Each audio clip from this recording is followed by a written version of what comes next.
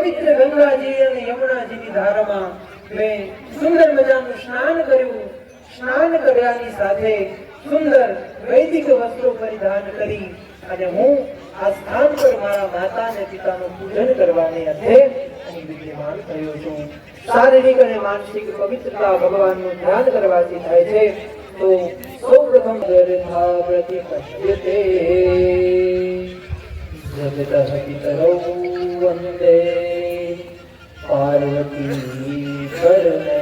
આજના પૂજનનો આપણે પ્રધાન સંકલ્પ લઈશું. દરેક જંબુદ્વે પરિસંદે ભારત વર્ષે ભેરોહ દક્ષિણ દિગ્ભાગે અદ્ય દિને મહામંગલ્યપદે માસાનં માસે ઉત્તમે પૌષ માસે ત્રયોદશી તિથો નિમિત્તઃ ગુરુવાત્મનઃ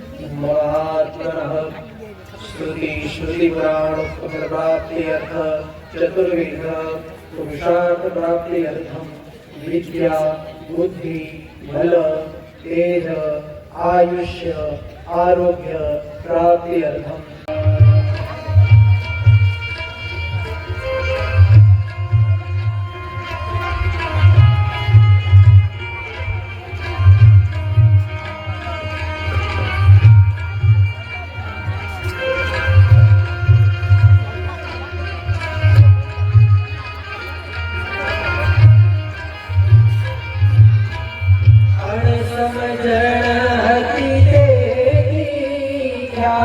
કર્યો મારો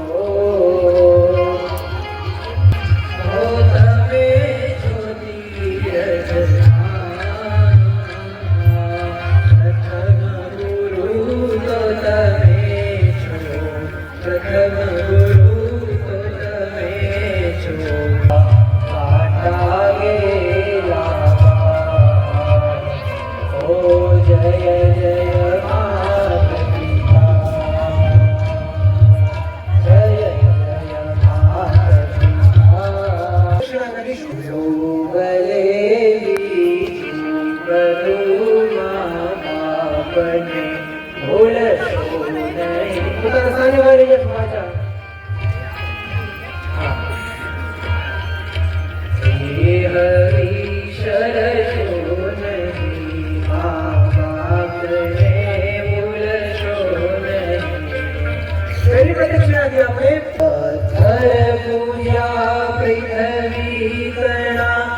ત્યારે દીધું તમું ખડું એ પુનિત જનના કાળજા પથ્થર બની ચૂંદશો નહીં.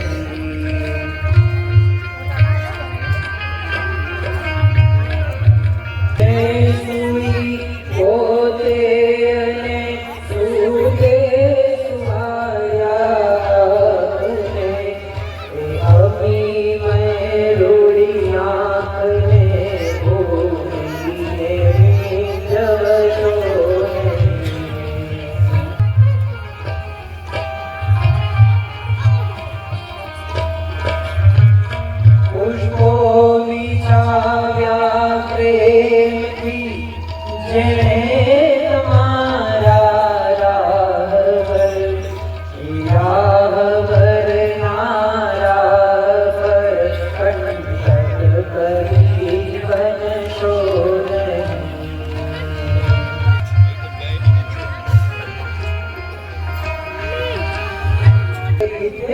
આપણે 5 દંડવત કરીશું અને 5 દંડવતે આપણે કંઈક ને કંઈક માતા પિતા પાસેથી આશીર્વાદ પ્રાપ્ત કરીશું.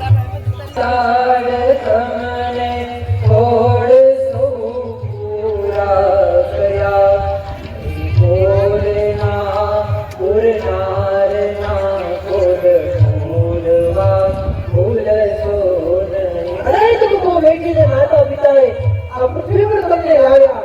અનેક અસંખ્યો માતા પિતાના ઉપકારો છે. પ્રથમ દંડવત પ્રણામ કરીએ સ્થિતિમાં હવે બીજું દંડવત પ્રણામ કરીશું માતા પિતાને. બીજું દંડવત પ્રણામ. હે માતા પિતા, તમે મારું પાલન અને પોષણ કર્યું. નાનેથી મને મોટો કર્યો. કાઢી મેજી કોડિયા મોંમાં દહીં મોટા કર્યા. એવા માતા પિતાને બીજું દંડવત પ્રણામ કરીશું કે હે માતા પિતા, તમે હતા ત્યારે આ પૃથ્વી પર આવ્યો, નહીંતર આ પૃથ્વી પર હું શું આવી શકું. સત્સંગ મળ્યો આપણને દિવ્ય મહાપુરુષોની સન્નિધિ મળી, આ દરેક ભગવાનની કૃપાથી આપણને પ્રાપ્ત થયું. પરંતુ જો મનુષ્ય દેહ મને ના મળ્યો હોત તો હું કાંઈ પણ ના કરી શકત. આ મનુષ્ય દેહના જન્મદાતા એવા માતા પિતાને કોટી કોટી પ્રણામ. જેટલા પ્રણામ કરીએ એટલા ઓછા છે.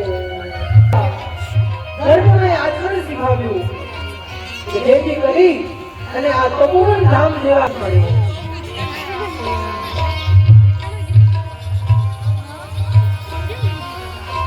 જન્મથી સુધી મારી દરેક ઈચ્છાઓ પૂરી કરી. નાનું બાળક હોય ને, મેળામાં જાય અને મેળામાં નાના મોટા રમકડા જોઈ અને ઈચ્છા થાય કે મને આ રમકડું જોઈએ છે, પણ પિતાના ખીચા ખર્ચીમાં પૈસા ના હોય તોય પણ ગમે તેમ કરી પિતા એ બાળકને રમકડું અપાવે છે. આજ સુધી દરેક ઈચ્છાઓ પૂર્ણ કરી એ ભાવ માટે માતા પિતાના ચરણોમાં ચોથું દંડવત કરીને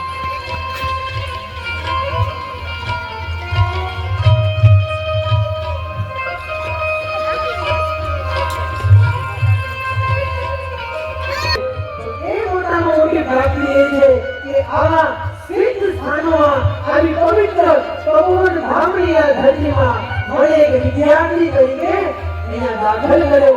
આ સંતોની નિશામાં, ગૌ માતાની પાવન નિશામાં તમે મારા જીવનના ઘડતર માટે કર્મનિષ્ઠ સંતોની હાજરીમાં મને અહીંયા મૂક્યો. તપોવન ધામ જેવા ગુરુકુળમાં મૂક્યો, જેથી આ લોકની માંડી અને પરલોક સુધીની જે વિદ્યા છે, જે અધીન છે, મને આચાર્ય અને સંતોએથી જે પ્રાપ્ત કરાવ્યું છે, એના માટે આ પાંચમો જન્મ માતા પિતાના ચરણોમાં કરીશું. સ્થાને બેસી રહેશે.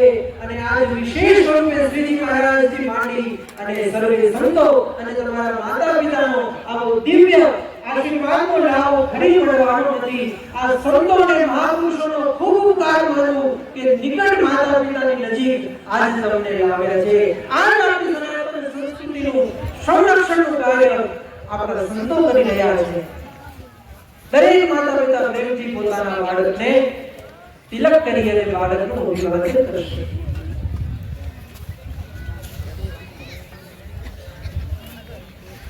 જેટલા વડે એટલા માતા પિતાના અને સંતોના આશીર્વાદ પ્રાપ્ત કરીએ. જો મોટી જીવનમાં મોટી વિદ્યાર્થી મિત્રો, આજે થોડુંક આપણી પાસે લક્ષ્મીજી અથવા તો જે કઈ સુખ સુવિધા ઓછી હશે એ ચાલી જશે, પણ માતા પિતાનો અને સંતોનો હૃદયમાં રાજીપો હશે, એમના આશીર્વાદ હશે, તો જીવનના દુનિયાના કોઈ પણ ખૂણે આપણે જશું ક્યારે પણ આપણે પાછા નહીં પડીએ એ વિશ્વાસપૂર્વક હું કહું છું.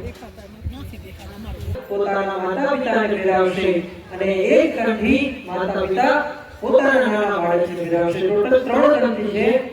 પેલા બાળક માતા અને પિતાને તુલસીજીની કંઠી બિરાવશે, ત્યારબાદ માતા અને પિતા બાળકને કંઠી બિરાવશે.